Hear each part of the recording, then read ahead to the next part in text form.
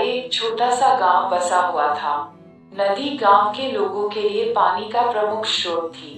लेकिन जब बरसात के मौसम आया और गांव में कई दिनों तक घनघोर बारिश हुई, तो नदी में बाढ़ गई। बाढ़ का पानी पूरे गांव में भर गया। मकान पानी में डूब गए।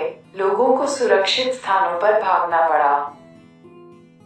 बाढ़ के पानी में लोगों के घरों की कई चीजें बहने लगी। उनमें 2 घड़े भी थे। एक पीतल का घड़ा था और एक मिट्टी का। दोनों ही घड़े पानी में खुद को बचाने का प्रयत्न कर रहे थे। पीतल के कठोर और मजबूत घड़े ने जब मिट्टी के कमजोर घड़े को संघर्ष करते देखा, तो सोचने लगा कि मिट्टी का ये कमजोर घड़ी डूबने से बचा पाएगा।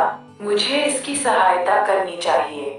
उसने मिट्टी के घड़े से कहा, मित्र सुनो, तुम मिट्टी के बने हुए हो और बहुत कमजोर हो।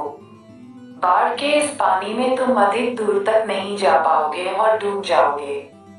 मेरी बात मानो और मेरे साथ रहो। मैं तुम्हें डूबने से बचा लूंगा।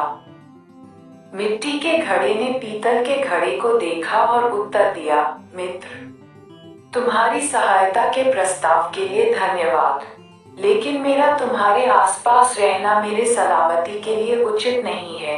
तुम ठहरे पीतल के बने घड़े और मैं मिट्टी का घड़ा। तुम बहुत कठोर और मजबूत हो। अगर तुम मुझसे टकरा गए तो मैं तो चकनाचूर हो जाऊंगा। इसलिए तुमसे दूर रहने में ही मेरी भलाई है। मैं स्वयं ही खुद को बचाने का प्रयास करता हूँ। भगवान ने चाहा तो किसी तरह किनारे तक पहुंच ही जाऊंगा। इतना कहने के बाद मिट्टी का घड़ा दूसरी दिशा में बहने का प्रयत्न करने लगा और धीरे धीरे पानी के बहाव के साथ नदी किनारे पहुंच गया। वहीं दूसरी ओर पीतल का भारी घड़ा भी प्रयत्न करता रहा, लेकिन नदी के पानी के तेज बहाव खुद की संभाल नहीं पाया। उसमें पानी भर गया और वह डूब गया। सीख: विपरीत गुणों की अपेक्षा एक समान गुण वाले अच्छी मित्रता कायम कर पाते हैं।